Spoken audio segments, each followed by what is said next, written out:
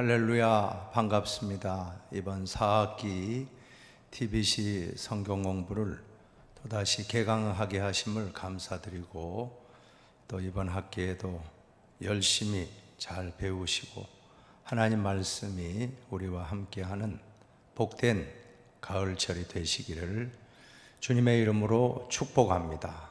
자, 오늘은 39강입니다. 구약인데 민족을 구출한 에스더서에 대한 말씀을 같이 배워보도록 하겠습니다. 서론 부분 짧습니다. 같이 한번 서론 부분은 함께 읽도록 하겠습니다. 읽어봅니다.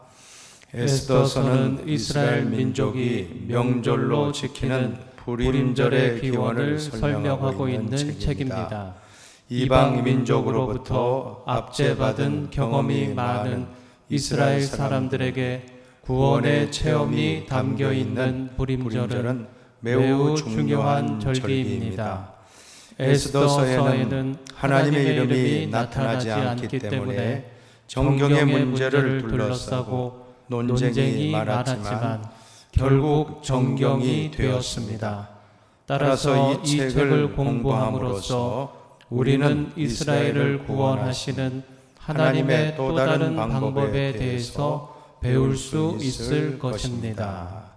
생각을 여는 질문입니다. 첫 번째 같이 한번 읽어보겠습니다. 우리 민족도 이스라엘과 마찬가지로 고난의 민족입니다. 고난 속에 들어있는 하나님의 섭리는 무엇입니까? 섭리라고 하는 것은 영어로 프로비던스라고 하는데, 우리가 특별히 고난을 당할 때 고난 속에도 하나님의 특별한 섭리가 있다는 것입니다. 우리는 고난을 겪을 때 그냥 단지 고난으로 끝나지 마시고, 고난 속에 하나님의 뜻이 무엇인가, 하나님의 섭리, 즉 하나님의 계획과 하나님의 목적을 알아가는 것이 고난을 주신 목적입니다. 그래서 시편 119편 71절에 보면 고난 당한 것이 내게 유익이라, 이로 말미암아 내가 주의 율례들을 배우게 되었나이다 라고 말씀하고 있는 것입니다. 두 번째도 같이 한번 여는 질문 해봅니다. 왜 하나님은 구원의 도구로 연약한 여자를 사용하셨습니까? 이 에스더서의 주인공은 바로 에스더라고 하는 그러한 여인의 이름입니다. 이 에스더, 지금으로부터 2500여 년 전에 에스더 당시에 참 여성의 지위라고 하는 것은 정말 너무나도 보잘것없는 그러한 직위에 있었습니다. 그런데 하나님은 이스라엘 백성을 구원하는데 이 여인을 사용하고 있다는 것입니다. 가장 연약한 이러한 여성을 사용하여 유대 민족 전체를 구원하는 일을 하셨던 것입니다. 자, 세 번째도 한번 보실까요? 세 번째입니다. 나같이 약하고 능력이 부족함에도 불구하고 하나님의 도구가 될 수 있습니까? 여러분 아멘 하십시오. 아멘입니까? 아멘 하시기 바랍니다. 하나님은 연약한 자를 택하여서 강한 자를 부끄럽게 하시고, 미련한 자들을 택하여 지혜로운 자들을 부끄럽게 하시고, 없는 자를 사용해서 있는 자를 부끄럽게 하신다 하는 것이 바로 하나님의 뜻입니다. 오늘 저와 여러분도 너무나도 미약하고 연약한 존재이지만, 그러나 하나님 손에 쓰임 받게 된다고 하면 놀라운 일들을 할 수 있게 되는 것입니다. 우리 모두 연약하다고 절망하지 마시고, 성경에는 약할 때가 강하다고 했습니다. 약할 때가 강하다. 에스더와 같은 이러한 사람도 쓰임을 받는다면 오늘 저와 여러분도 다 쓰임을 받게 될 줄로 믿습니다. 자, 네 번째도 같이 한번 읽어보십시다. 네 번째입니다. 민족의 위기 앞에서 우리가 할 수 있는 일은 무엇입니까? 에스더에서에 보면 죽으면 죽으리이다. 이 에스더가 죽음을 각오하고 아하수에로 왕 앞에 섰을 때 아하수에로 왕의 마음을 녹여서 이 나라의 절반이라도 왕비에게 주겠소라고 하는 놀라운 역사가 일어나는데, 자, 오늘 우리도 어떠한 위기 상황에 있을 때 우리가 어떻게 해야 되는가? 이것이 바로 논어에도 나오지 않습니까? 견리사의, 견위수명. 무슨 뜻입니까? 이익을 볼 때에는 의를, 옳은가를 생각하고, 또한 위험한 상황, 위기를 볼 때에는 목숨을 주라는 그런 뜻입니다. 줄 숫자, 목숨 명자. 죽으면 죽으리다. 이 에스더의 이러한 헌신이 자신도 살고 유대인 전 민족을 살리는 놀라운 기적이 일어났다 하는 걸 우리는 보면서 정말 이와 같은 에스더의 결단이 오늘 우리에게도 있기를 바랍니다. 자, 용어의 해설을 한번 보십시다. 용어의 해설입니다. 첫 번째로 불임이라는 단어가 있는데, 바벨론 언어로 불은 제비나 추첨을 의미하는 것입니다. 즉 뽑는다 하는 그러한 뜻입니다. 부르, 거기에서 불임절이 왔습니다. 유대민족이 하만의 손에 완전히 멸망당할 뻔했었는데 하나님이 구원받게 해주신 날, 이것을 불임절이라고 하는데, 아달월, 지금으로 한 2월에서 3월입니다. 아달월 14에서 15일 이틀을 지켰다라고 알려지고 있습니다. 지금도 이스라엘에서 불임절이 되면 온 초등학교 학생들은 에스더와 모르드게, 하만 이란 주요 인물들의 분장을 하고 시가행진을 하면서 추억을 되살리고 있는 것입니다. 참 이스라엘 민족의 우리가 배울 점은 바로 기억하는 것입니다. 역사를 기억하는 것입니다. 우리나라 사람들은 조금 이러한 것이 좀 약한 면이 있습니다. 냄비근성이라고 하지 않습니까? 우리나라 분들은 정말 냄비처럼 빨리 끓고 또 금방 또 식어버립니다. 금방 식어버리듯이 우리도 어떠한 역사의 교훈을 얻어야 되는데, 참 순간 닥치면 우리가 들끓고 여론이 들끓습니다. 그러나 몇 달 지나면 또 잠잠해져요.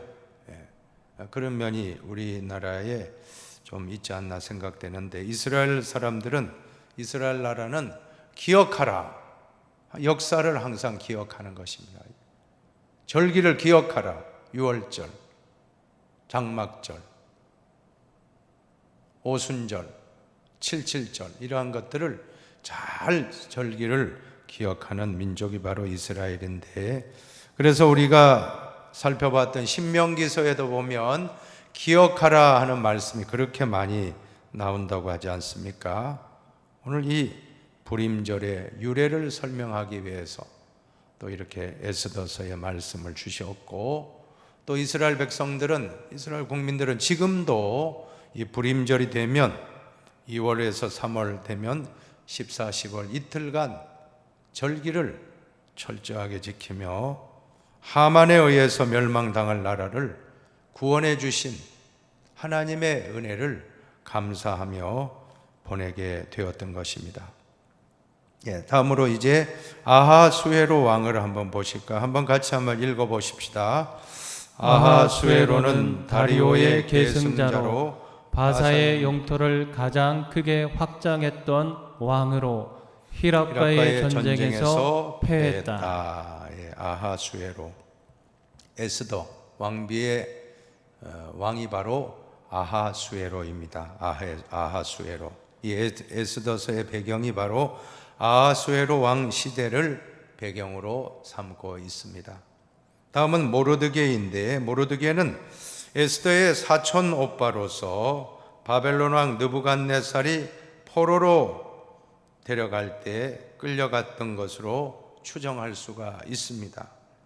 모르드게란 이름은 바벨론의 최고의 우상신인 마루둑에서 유래되었다라고 하는 것입니다. 일제치하에 우리나라의 모든 사람들, 국민들의 이름을 계명했습니다. 창시계명이라고 하는데, 다니엘서에 보면 잘 나오지 않습니까? 이 다니엘이 어떻게 계명됩니까? 벨드사살이라고 계명하고, 또 하나냐라는 다니엘의 친구는 사드락으로, 그리고 미사엘이라는 사람은 메삭으로, 그리고 아사랴라는 사람은 아벳느고로. 우리는 사드락과 메삭과 아벳느고는 잘 기억하는데 하나냐와 미사엘과 아사랴는 잘 모르실 것입니다. 근데 히브리어는 다 하나냐, 미사엘, 아사랴, 다니엘입니다. 벨드사살, 또 사드락, 메삭, 아벳느고는 다 다니엘이 포로로 잡혀갔을 때 바벨론 사람들의 언어로 이름도 다 바꾸었다는 것입니다. 이것은 우리 일제치하에 우리나라 선조들이 겪었던 고초라고 생각하시면 될 것입니다. 어쨌든 모르드게는 마루둑이라고 하는 이 바벨론의 우상신에서 유래된 이름이라고 보시면 됩니다. 그리고 금규를 보세요. 금규가 무엇입니까? 금홀이라고도 합니다. 개역 성경에는 금홀이라고, 홀자. 그리고 금규, 개역 개정판에는 규인데 같은 뜻입니다. 규나 홀이나 다 왕이 소지하고 있는 지팡이로, 왕이 들고 있는데 이 금지팡이로 왕의 의사를 표시하는 도구였던 것입니다. 그래서 왕이 이 금규를 가지고 들어오라, 나가라, 허락한다, 허락하지 않는다, 모든 결정, 이게 바로 왕의 권위입니다. 이 금지팡이, 이 금규가, 금홀이 금으로 된 지팡이인데 지휘봉과 같은 것입니다. 저도 군대 생활할 때 본부중대장으로 이렇게 근무를 했는데, 그때 대대장님이 중대장들에게 1중대, 13중대, 14, 15, 16중대, 4대대였는데, 그리고 본부중대장에게도 다 그 지팡이를 하나씩, 지휘봉을 하나씩 줬습니다. 이 지휘봉을 이렇게 준 것은 이것을 가지고 부대를 지휘하라는 그런 뜻인 것입니다. 이것은 왕의 권위의 상징, 이것은 권위의 상징이고 이것이 곧 통치권을 가리키는 것입니다. 자, 이제 시대적인 배경을 한번 보십시다. 시대적인 배경은 페르시아의 아하수에로 왕이 치리하던 때 아직 예루살렘으로 귀환하지 않은 많은 유대인들이 이 페르시아의 수도 수산성과 페르시아 전역에 살고 있던 때를 배경으로 한다는 것입니다. 그 당시에 예루살렘으로 귀환하라, 고레스에 의해서 포로 해방이 선포되었지만 그 터전, 70년 동안 안정된 삶의 터전을 다 내려놓고 일시에 다 유다 땅으로, 예루살렘으로 귀환한다는 것은 쉬운 일이 아니었기 때문에 당시에 이 페르시아의 수산성과 그 일대 전역에 유대인들이, 고향으로 돌아가지 않은 유대인들이 많이 있었던 것입니다. 에스더서는 이스라엘 민족이 명절로 지키는 불임절의 기원을 설명합니다. 에스더서는 정경으로 편입되는 과정에서 논란이 많았던 책입니다. 왜냐하면 하나님이란 이름이 에스더서 1장부터 10장인데 한번 읽어보시기 바랍니다. 에스더 1장부터 10장까지 중에 하나님, 여호와, 주님, 이러한 이름이 한 번도 나오지 않습니다. 참 특별한 책이라고 하지 않을 수 없는데, 그래서 이 성경이 정경화되는 과정이 있었습니다. 구약 성경을 지금 39권으로 정경으로 인정하는 그 최종 교회 회의가 주후 90년에 얌니아라는 곳에서 정경을 확정했습니다. 그리고 또 신약은 22권, 지금 우리가 가지고 있는 22권을 확정하기까지 카르타고라는 곳에서 카르타고 회의를 통해서 주후 397년도에 확정이 되었던 것입니다.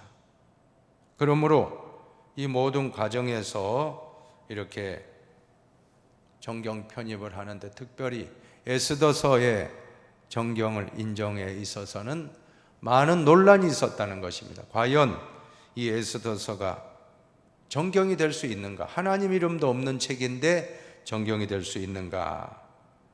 그러나 하나님이라는 표현은 나타나지 않지만 하나님의 섭리와 역사에 따라서 진행되는 사건에는 숨어 역사하시는 하나님, 숨어서 역사하시는 하나님의 모습이 분명히 나타나기 때문에 정경으로 인정을 받게 된 것입니다. 한 가지 우리 말씀 에스더 4장 14절 참 유명한 구절이에요. 이 성경 구절 정말 같이 한번 읽어보시기 바랍니다. 한번 같이 읽겠습니다. 이때 내가 만일 잠잠하여 말이 없으면 유다인은 다른 데로 말미암아 노임과 구원을 얻으려니와 너와 내 아버지 집은 멸망하리라. 내가 왕후의 자리를 얻은 것이 이때를 위함이 아닌지 누가 알겠느냐 하니. 여기에 보면 다른 데로 말미암아, 하나님으로 말미암아 하면 좋잖아요. 여호와로 말미암아, 주님으로 말미암아 이렇게 하지 않고 전능하신 하나님으로 말미암아 놓여 주실 것이다, 구원해 주실 것이다, 이게 아니고 다른 데로 말미암아, 이게 바로 하나님입니다. 하나님을 암시할 뿐이지 하나님이라고 표현은 안 한다는 것이 참 에스더서의 특징 중의 특징입니다.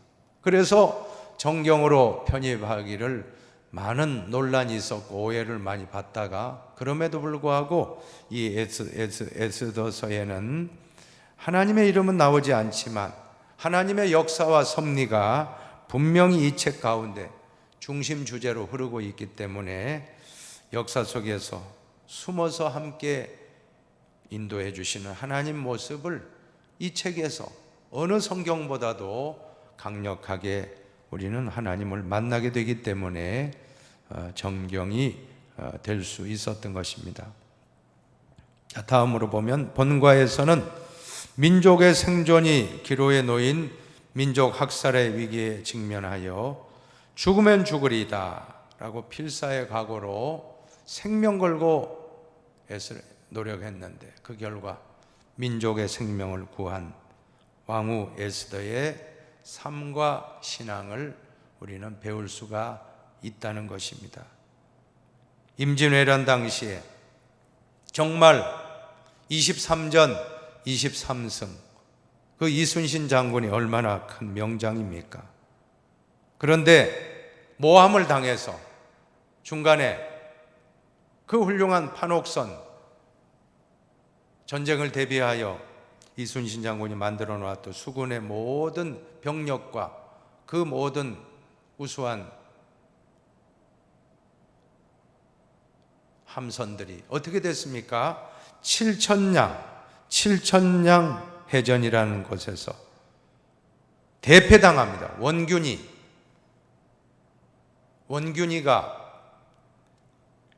총사령관으로 전쟁을 하는데 원균이는 그냥 병사들 생각도 안 하고 그냥 밀어붙이는 거예요. 그냥 우리가 한 번에 다 제압하자 하는데 지혜가 없는 겁니다. 결국 많은 배가 파손되고 딱 12척입니까? 13척입니까? 12척을 남기고 완전히 멸절당한 겁니다. 멸망당한 거예요. 전멸당한 겁니다. 자, 그 상황에서 이제 명량해전을 앞두고 그 난중일기에 보면 이순신 장군이 왕에게 그러잖아요. 선조 임금에게 신에게는 12척의 배가 아직 있나이다. 아직 포기할 때가 아니다 라고 하면서, 왜냐하면 수군은 그냥 포기하고 육군과 같이 육상에서 지켜라 하는데 그건 아니거든요. 바다를 잃으면 다 잃잖아요. 그래서 이순신 장군이 신에게는 아직도 12척의 배가 있습니다. 한번 해보겠다는 겁니다. 그리고 명량해전에 앞두고서는 참 놀라운 훈시를 하는 거예요. 역사에 남는 훈시입니다. 필사즉생이요 필생즉사라. 무슨 뜻입니까? 반드시 살고자 하는 자는, 반드시 죽고자 하는 자는 살 것이요 반드시 살고자 하는 자는 죽게 될 것이다. 죽기를 각오하고 싸우면 이긴다라고 하는 그러한 참 훈시를 함으로 그 수군들이 다시 한번 일어나서 정말 놀라운 거예요.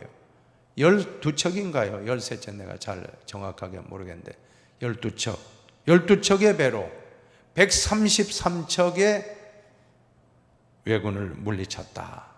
대승, 한산대첩과 더불어서 이 명량대첩, 엄청난 대승리를 거두었던 것입니다. 죽기를 각오하고 싸우면 못할 일이 없는 것입니다. 살고자 하면 죽고 죽고자 하면 살게 되리라. 바로 에스더서의 교훈입니다. 오늘 우리도 어떤 일을 만나든지 죽으면 죽으리다. 여러분, 죽기 각오하는 사람 못 당합니다. 죽으면 죽으리다. 한번 각오하고 모든 일 해보십시오. 아마 여러분들 다 성공하게 될 줄로 저는 확신합니다. 이제 말씀의 해석을 보십시다. 첫 번째 단락으로 유대인에 대한 하만의 모략입니다. 1장부터 4장까지인데, 에스더가 왕후가 된 뒤 유대인 모르드게와 아하수엘의 왕의 관리였던 하만 사이에 갈등이 생겼다는 것입니다. 모르드게가 하만에게 절하지 않는 무례를 범했다라고 하는데, 조금 배경적인 걸 좀 설명해 드리면 어떻게 해서 에스더가 왕후가 되었는가? 첫 번째 왕후는 와스디라는 여인이었는데, 이 왕비가 왕이 부르는데 가지 않았던 것입니다. 왕이 잔치를 벌여놓고 흥을 돋우고 너무 왕후가 예뻤던 것 같아요. 와스디가 너무 예쁘니까 신하들에게 자랑하려고 이제 왕후를 오라고 했는데 오지 않아가지고 너무 화가 난 거예요. 왜냐하면 왕비도 그 시간에 자기 잔치를 벌이는데 못 간다고 하는 바람에, 그래서 문제가 되어 왕의 큰 노를 바라고, 그때 신하들이 용서해 주면 되는데 용서해 주지 않았습니다. 이번에 이것이 소문이 나면 전 페르시아 전역의 모든 가정에 아내들이 멸시하게 될 거니까 이번에 시범 케이스로 왕께서 왕후를 폐하지 않으시면 우리 신하들의 가정이나 백성들의 가정에도 여인들이 남편을 함부로 할 거니까 일벌백계로 다스려 주십시오. 결국 안타깝게도 와스디가 폐위되고 그 다음 왕후가 바로 에스더가, 그 페르시아에 얼마나 많은 귀족들과 많은 여인들이 얼마나 많았겠습니까? 그런데 이 모르드게가 키운 사촌 오빠지만 거의 키운 거예요. 어렸을 때부터 아버지 역할을 한 게 모르드게입니다. 나이 차가 좀 나는 거예요. 그래서 이 모르드게가 잘 치밀하게 에스더를 준비시키고 에스더가 왕후에 등극되는 놀라운 반전이 일어나는 역사인 것입니다. 자, 그러니까 그 이후에 이제 이 모르드게가 참 이 하만이라고 하는 2인자입니다.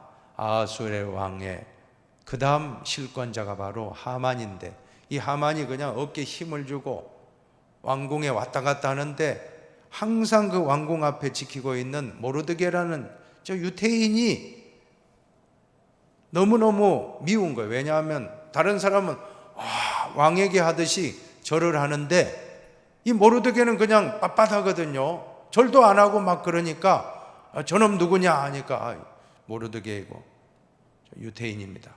그래, 내가 저놈만이 아니라 유태인 전체를 다 말살시켜야 되겠다.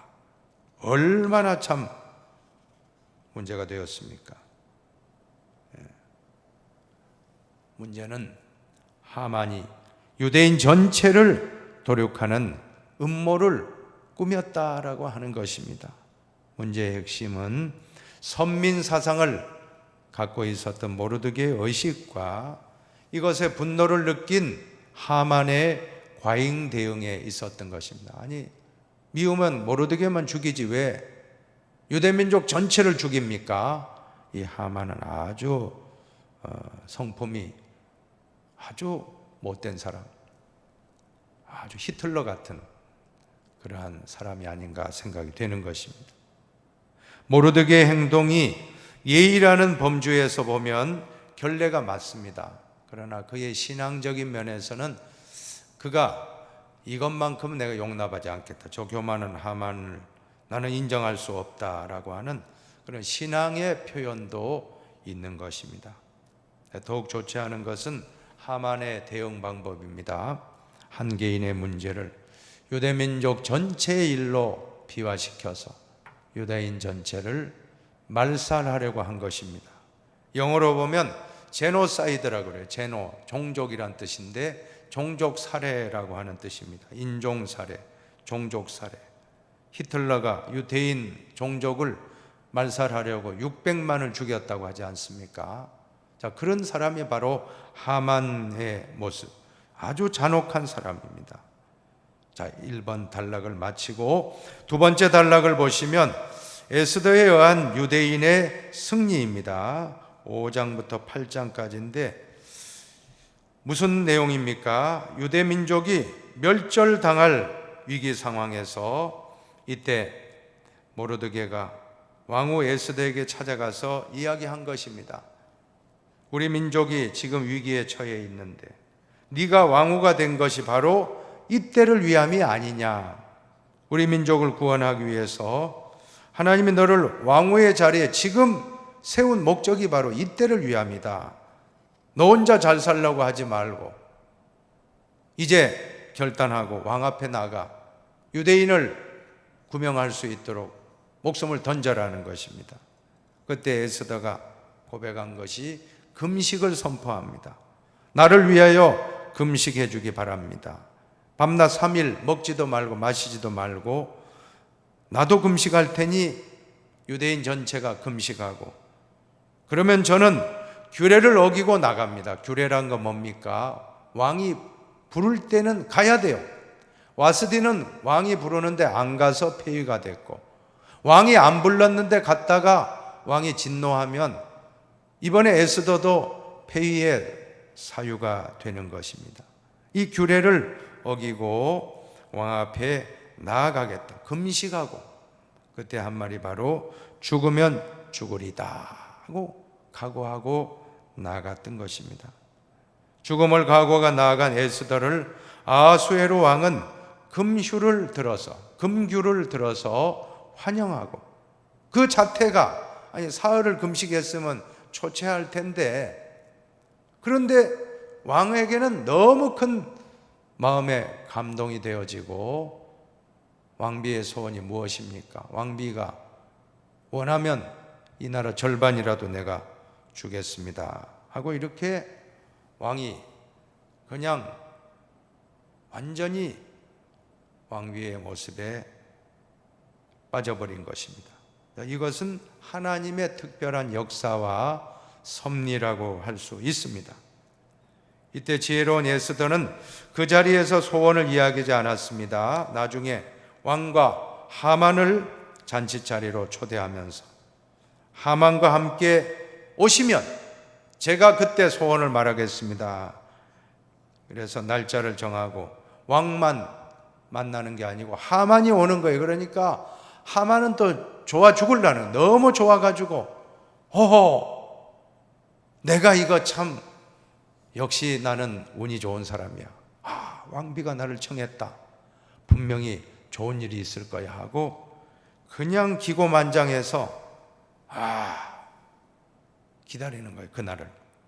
그러나 상황은 역전되는 것입니다. 에스더는 그 잔치 자리에서 왕에게 울면서 하소연합니다. 자기 자신과 동족이 죽을 위기에 처해 있고, 그것은 바로 하만, 저 사람이 이렇게 나를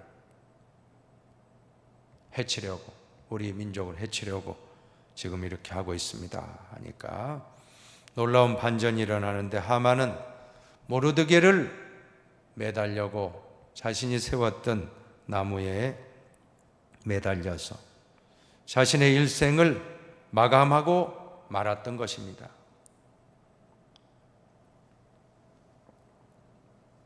여러분, 부메랑 아십니까? 부메랑이라는 것, 우리가 던지면 그 부메랑이 나에게 다시 돌아오는 그러한 것이 부메랑인데, 남을 죽이려면 내가 또 죽는 것입니다. 반대로 남을 살리려고 하면 내가 살고, 남에게 저주하면 그 저주는 나에게 돌아오고, 남에게 축복하면 그 축복은 나에게 돌아오는 것입니다. 하나님은 역전의 명수이신 것입니다. 한번 따라 합시다. 하나님은 역전의 명수입니다. 역전의 명수입니다. 네, 참 놀라운 일입니다. 그렇게 모르드게를 매달려고 한 긴 장대 위에 하만이 매달려 죽게 되었다. 참 이것은 반전의 반전 드라마인 것입니다. 이 일로 모르드게뿐 아니라 유다 민족 전체가 구원을 받게 된 것입니다. 이것은 죽으면 죽으리다는 에스더의 신앙 고백으로 다 이루어진 일인 것입니다. 자, 일이 있은 후에 하나님의 구원하심을 기념하기 위해서 유대인들이 지키게 된 절기가 바로 부림절입니다. 부림절.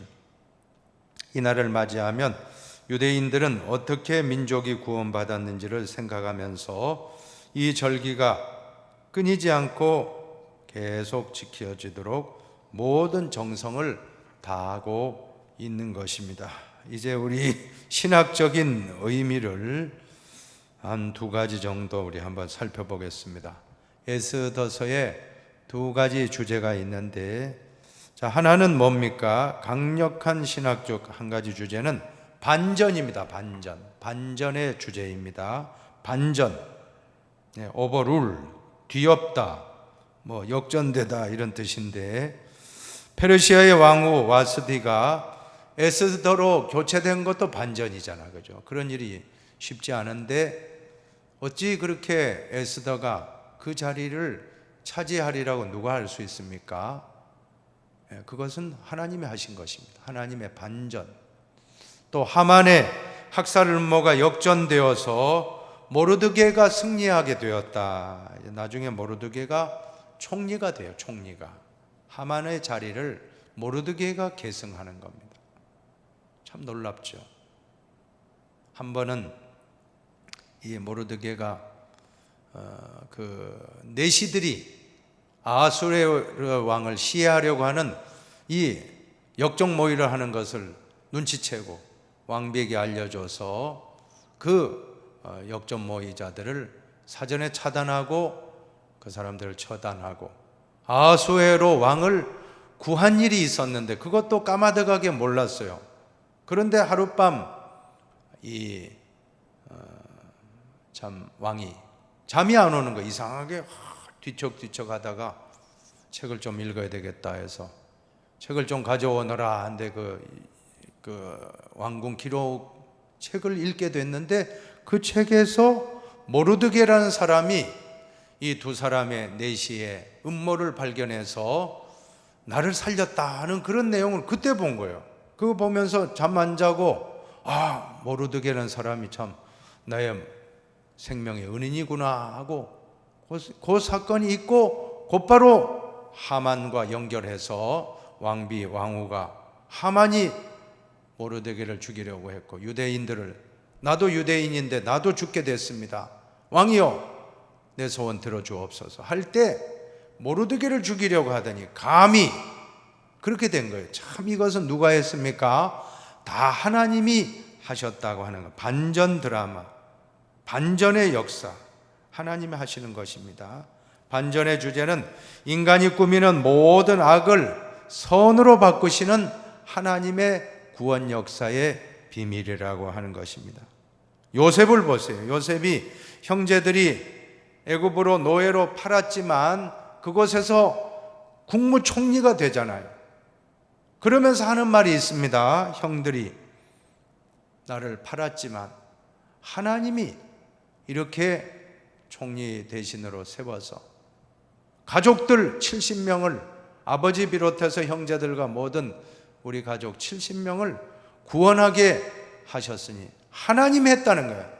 형들이 판 게 아니고 하나님 나를 미리 보내셨습니다 라고 그렇게 요셉이 고백을 하는 걸 볼 때 참 놀랍습니다. 정말 요셉이 써내려가는 드라마, 반전 드라마 아니겠습니까? 오늘 모르드게가 쓴 드라마 역시도, 에스더가 쓴 드라마 역시도 반전 드라마, 하나님이 역사하면 그렇게 된다는 것입니다. 하나님을 사랑하는 자, 곧 그의 뜻대로 부르심을 입은 자들에게는 모든 것이 합력하여 선을 이루느니라. 악한 일도, 우리가 사고를 당했습니다. 우리의 질병을 만났습니다. 사업에 실패를 당했습니다. 그러나 하나님이 역사하면 사고조차도, 코로나조차도, 사업 실패조차도, 건강 질병조차도 다 선으로 바꾸어 주십니다. 반전시켜 주십니다. 여러분, 그러니까 끝날 때까지 끝난 게 아닙니다. 야구 종목에, 야구 유명한 누가 말했다 그러잖아요. 9회 말 투아웃부터다. 야구 경기는 끝날 때까지 끝난 것이 아니다. 뭐 그런 말을 누가 남겼다고 하는데 마찬가지입니다. 우리 인생도 끝날 때까지 끝나는 것이 아닌 것입니다. 끝난 게 아닙니다. 그러므로 끝까지 하나님을 붙잡고 있는 분은 승리자인 것입니다. 하나님이 반드시 반전 드라마를 허락하실 것입니다. 이 땅이 아니면 천국에서 보상해 주십니다. 내가 아니면 다음 대, 내 자손 때에서 다 몇 갑절 30배, 60배, 100배로 다 결실하게 하실 것입니다. 반전의 하나님, 이것이 바로 에스더서의 신학적인 첫 번째 중요한 주제입니다. 또 다른 신학적 주제는 경륜입니다. 프로비던스, 섭리라고 하는데 경륜과 섭리 무슨 뜻입니까? 경륜이라는 것은 인간을 향하신 하나님의 계획과 목적, 그리고 이를 이루기 위한 방법과 모든 과정을 일컫는 말이 바로 경륜입니다. 하나님의 경륜 혹은 섭리, 하나님의 섭리였습니다. 하나님의 경륜이었습니다. 이런 말을 하지 않습니까? 하나님의 구원과 그의 경륜은 인간이 측량할 수 없는 방법을 사용하셔서 진행하신다는 신앙의 주제가 되는 것입니다. 기억하십니까? 반전. 하나님은 우리를 반전시켜 주십니다. 또 하나님은 경륜을 베풀어 섭리해 주십니다. 우리를 다 하나님 합력하여 선을 이루게 해 주시는 것입니다. 이제 마지막으로 성찰과 나눔을 한번 같이 첫 번째 한번 읽어주세요. 우리 민족의 근세사만 보아도 일제의 압제에서 그리고 공산 세력과의 싸움에서 구원받은 것은 하나님의 손길이니 너무나 분명하다. 여러분, 우리의 역사를 보더라도 정말 하나님의 손길이 아니면 안 되는 거예요. 일제 치하를 우리가 어떻게 통과합니까? 어떻게 우리가 해방됐습니까? 우리 힘으로 한 게 아니에요. 히로시마 나가사키 원폭이 터질 때 저 일제가 그냥 무조건 항복하고 해방을 우리는 순식간에 맞이한 겁니다. 그리고 또 소련이 얼마나 간교한 사람들입니까? 소련 사람들이 눈치만 보고 있다가 원자폭탄 탁 떨어지는 순간 나도 참전하겠소 해가지고는 38 이북에 진주해서 완전히 이북은 공산사상으로 물들여 버리고 얼마 있지 않아 5년 후에 해방의 기쁨 잠시 잠깐 6.25의 동족상잔 비극을 맞이 우리는 다 공산화되는 겁니다. 병력이 하나도 없어요. 우리는 무기가 하나도 없습니다. 게임이 되지 않는 그야말로 일주일이면 끝날 전쟁인데 기적과 같이 하나님의 역사에서 자유를 지키고 지금 우리나라 반쪽밖에 되지 않은 이 폐허에서 산업화를 이루고 민주화를 이루고 선진화를 이룬 것입니다. 여러분 5030 클럽이라는 거 들어보셨습니까? 5030이라는 것이 인구가 5천만 넘는 나라가 국민소득 1인당 국민소득이 3만 불 이상 되는 것을 5030 클럽이라고 하는데 우리나라가 이 안에 들었다니까요. 이 안에 들었어요. 물론 3만 불 넘는 나라는 많아요. 그러나 인구가 5천만 중에 3만 불 넘는 나라 우리가 7번째라는 겁니다. 미국, 일본, 영국, 독일, 프랑스, 그 다음에 이태리, 그 다음에 대한민국이에요. 대한민국 여러분. 우리나라 참 여러분이 축복받은 나라임을 믿으시기를 바랍니다. 다 이것은 하나님의 반전 드라마요. 하나님의 경륜과 섭리라는 거 우리는 잊지 말아야 하는 것입니다. 왜 그럴까요? 왜 우리에게 이렇게 큰 복을 주셨습니까? 2차 세대전 이후 모두 독립한 나라 그런 나라들 우리나라 포함해서 엄청나게 많습니다. 수십 개국이 있다고 볼 때 그 중에서 이렇게 자립하고 선진대열로 들어간 나라는 대한민국밖에 없다는 것입니다. 왜 그래요?